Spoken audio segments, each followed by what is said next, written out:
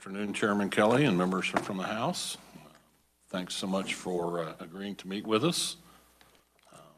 I know that I think we both have to go to the floor here fairly quickly. So, Chairman Kelly, if it's okay with you, I would like to concentrate on an informational basis on Senate Bill 98 and House Bill 2074, which was our version of it. I know there has been a lot of work done over the last week or so. And so, Eileen, can you give me an overview, or is David going to give me an overview? David, can you give us a quick 30,000 foot overview on the original Senate Bill 98, and then we can talk about changes that may be forthcoming? Yes, Mr. Chairman. Good afternoon, everyone. Yeah, as House Substitute for Senate Bill 98 left the House Financial Institutions Rule Development Committee, this does concern the Technology-Enabled Fiduciary Financial Institutions Act. So these are the new kind of fiduciary financial institutions that are being established within the Act. It's a new section of law. There's 26 sections, lays out many definitions. There's I think that, the underlying bill, there was 2398 on the House, and then Senate Bill 288 in the Senate was the kind of the original genesis of the bill. The main difference is they happened in 98 that the House did on their substitute concerned Section 7. There was on the safety and soundness requirements for fiduciary financial institutions. That was it says that the bank commissioner, because these entities would be regulated by the state bank commissioner, would evaluate the TIFIs in the same manner as evaluating a trust company as required by the state banking code and rules and regulations they're under. There was also a deletion of what was the original section 21 of the underlying bill that concerned forms and the approval of the bank commissioner of forms for those financial institutions. And then there was some, and then the kind of the other larger piece was that the House in House Sub for Senate Bill 98 did institute a Joint Committee on Fiduciary Financial Institutions Oversight. That's in Section 28 of Senate Bill 98. So it'd be a joint House and Senate committee to kind of oversee these new institutions as they come on board. I think most everything else is sort of conforming amendments. When we took out 21, there's a lot of internal references that got changed. There was an amendment to say that except for the pilot program, there would not be any applications approved for these institutions until January 1st, 2024. That was kind of a new change from the underlying bill. But if there are any specific questions, I think the main highlights were Section 7, Section 21, and then the Joint Committee.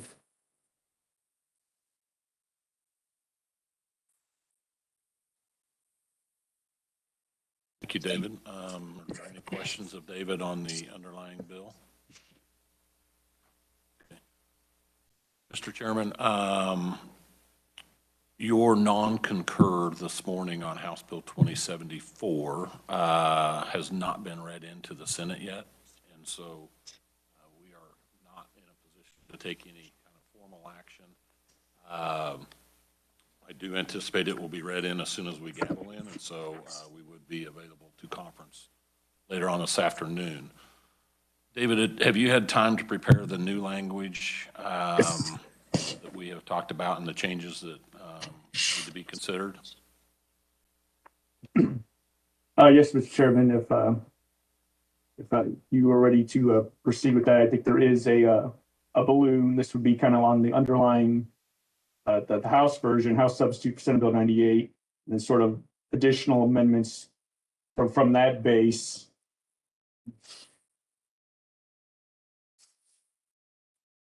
David, do we have copies of that? Okay. Yeah, they should be coming out.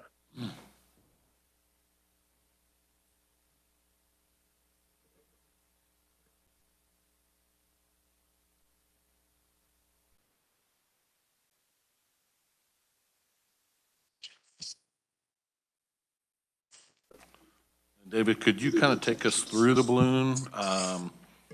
Don't necessarily need explanations of why, but just kind of give us the changes. Sure. Well, I mean, like I said, I think you'll see kind of throughout the first part, there's section differences, some internal references. I would kind of say that's all kind of based on the fact that go to there will be section 21 sort of being reinserted in a modified form. This is that section from the original bill that described the forms. So this is sort of this is on page 18 of the balloon. So this would now be a section 21. It's the big box on there, and then everything else would be renumbered, redesignated throughout the bill to conform to the new section coming in there. So this is the definition of form. And that's the same definition in subparagraph A that was in the original 2398 or Senate Bill. Sorry, David, can you reference the page on that? I'm sorry, that's page 18 of the balloon.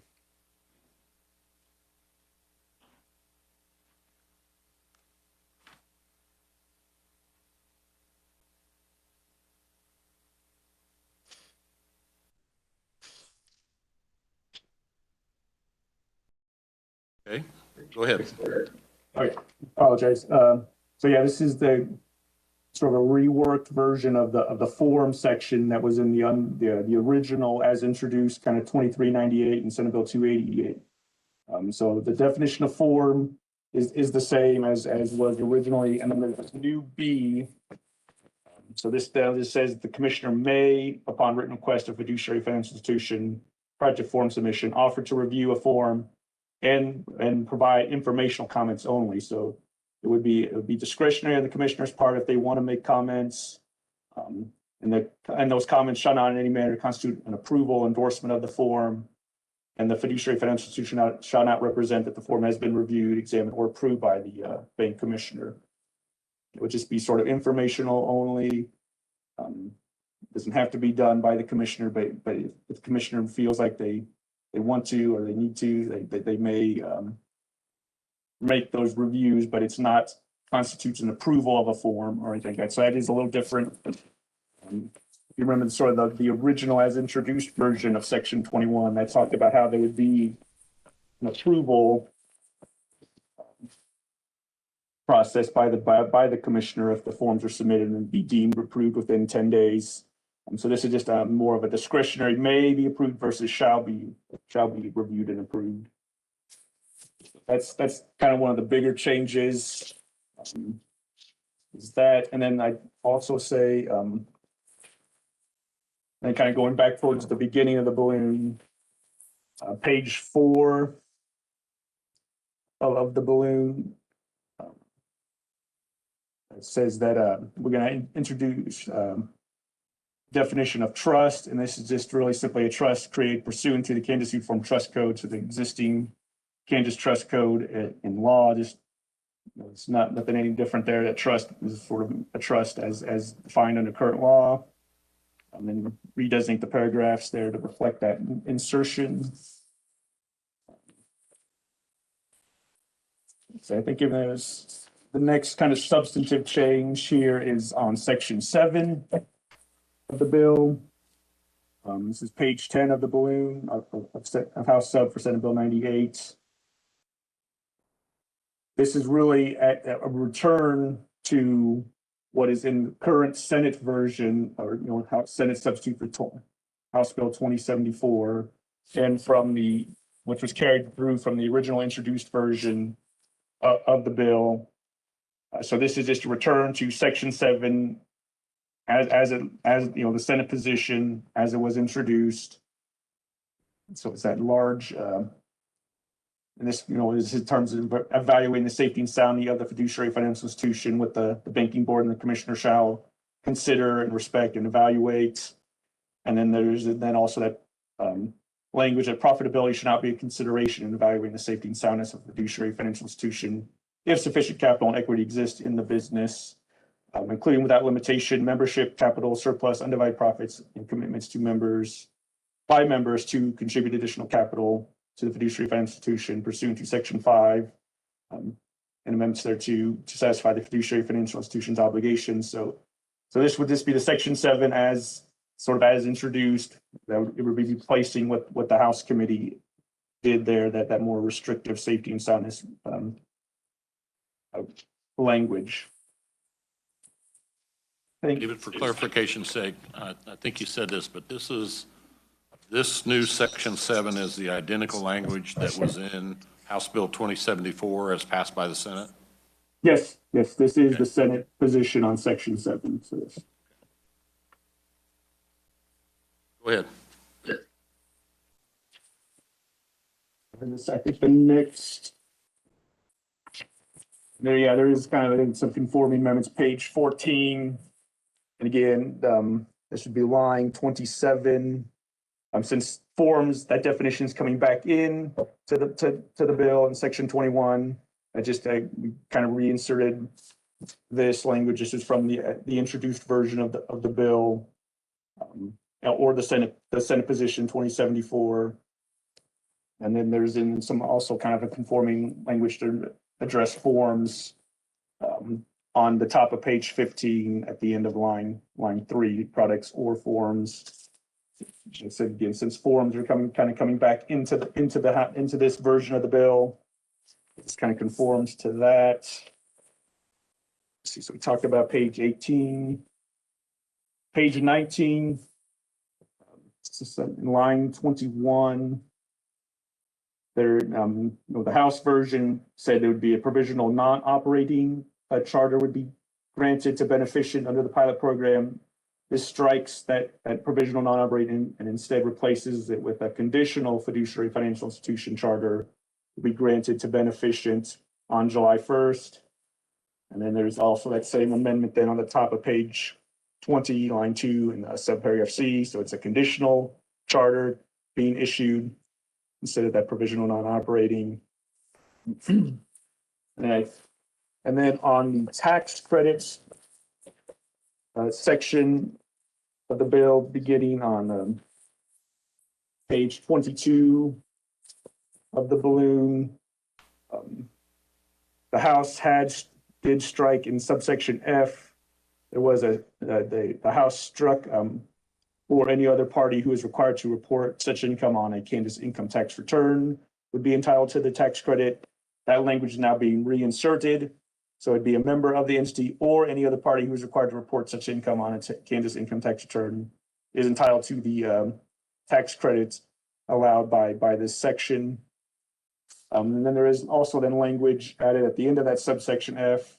It just states that the tax credits allowed under this section should not be sold, assigned, conveyed, or otherwise transferred. So it would have to be with those actual, those members or those other parties that have that income. They can't convey that or transfer that. It's not transferable credits. And then subsection G, strike the carry forward, the carryover would be instead of 3 years, it's increased to 5, and that it was also the Senate position in 2074, have a 5-year carry forward for the credits. And then starting at the bottom of the page there in section 28, the Joint Committee on Fiduciary Financial Institutions Oversight that the House put in for oversight. That was originally going to be a 13-member committee, but sort of modeled off of the Joint Pensions Committee. This is now reducing that membership from 13 members down to 9, with 4 senators and 5 House members. Of the House member, of the Senate members, the chair of the Standing Committee of Financial Institutions and Insurance, or a member of the committee appointed by the chairperson would be on this committee. 2 members appointed by the president, and then 1 member appointed by the minority leader. And then of the now 5 House members, you'd have the chairperson of the Standing Committee on Financial Institutions and Rural Development, or a member of the committee appointed by the chairperson. 2 members appointed by the speaker, and then 2 members appointed by the minority leader of the House. And then there's this kind of more of a technical amendment that about the quorum. The quorum would just be a majority of the members. That's just something I neglected to put in the first time. And I think the last little pieces again are those internal references reflecting the fact that we are reinserting section 21 and kind of having to change that around from the underlying Senate Bill 98. I believe that's all that's in there, Mr. Chairman. I can certainly stand for any questions about the contents of the bill. David, thank you very much for the overview on the changes that have been made. I'd like to open it up for questions. I know Senator Pittman has a couple of questions. And certainly, I'll stand. Any questions also? Thanks, David, for that overview. Just real quick, on page 19, where it says conditional, I see the change from provisional non-operating to conditional. Is there any kind of definition anywhere about what that condition is, or anything about, is it at the discretion of the commission? Is that basically implied that this conditional thing, are there conditions specified about termination or anything like that?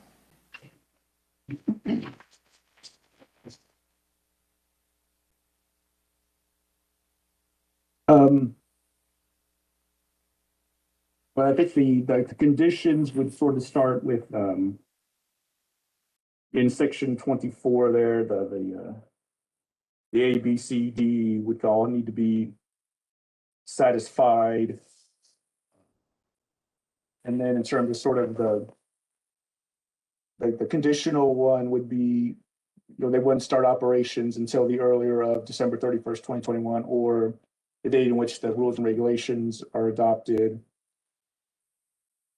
And then, so we kind of look in subsection E1, subject to the provisions of the paragraph 2 on and after December 31st, 2021, and the adoption of the rules and regulations. Then the banking board would issue the kind of the full charter, fiduciary financial institution charter to beneficents to commence their operations, the FinFin transactions, subject to that one-time extension that the commissioner may grant there in paragraph 2, if they can't get that done. That's good. I got it. I got the conditions there, and I see now how it works and how it becomes from temporary to charter, so I appreciate that. Thank you. Chairman Kelly, you or any of the House members have questions for David? No, Senator, no particular questions that I have. I don't know whether, no, I think we've looked through all of these and think that we haven't we? Think that we understand them, I believe. Okay. We are going on the floor for GO at 2. We could be in for a long afternoon, but I think we would be willing to step away for a while if you guys would be willing to meet maybe again at, say, 4 o'clock.